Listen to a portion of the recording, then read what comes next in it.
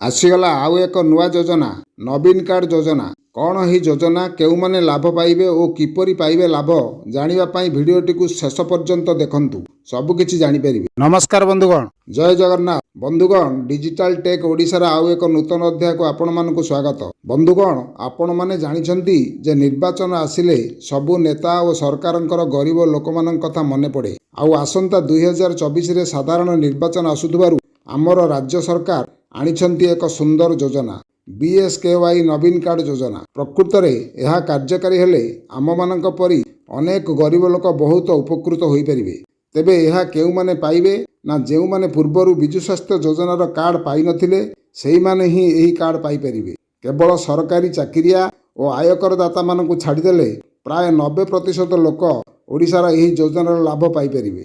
तेबे विजु स्वास्थ्य कार्डर लाभ जेउ माने पाई पारु नथिले सेमाने निश्चय एही कार्ड पाई परिबे एवं पूर्वरु मागणा स्वास्थ्य सेवा देउथुबा बीएसकेवाई बा बिजु कार्ड एणिकी नवीन कार्ड रे नामित हेबो।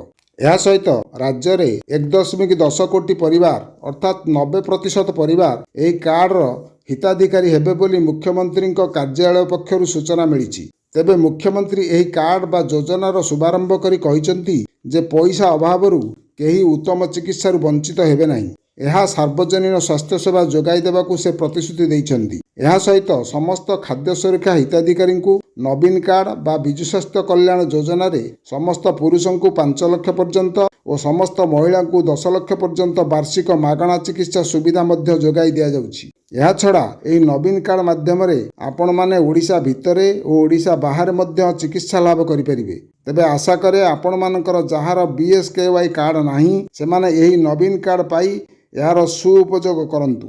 आशा करे भिडियोटी भल लागिथिले लाइक टिए करिवे एवं सब्सक्राइब करि नथिले एबे ही सब्सक्राइब करिवे। रहिली, नमस्कार, जय जगन्नाथ।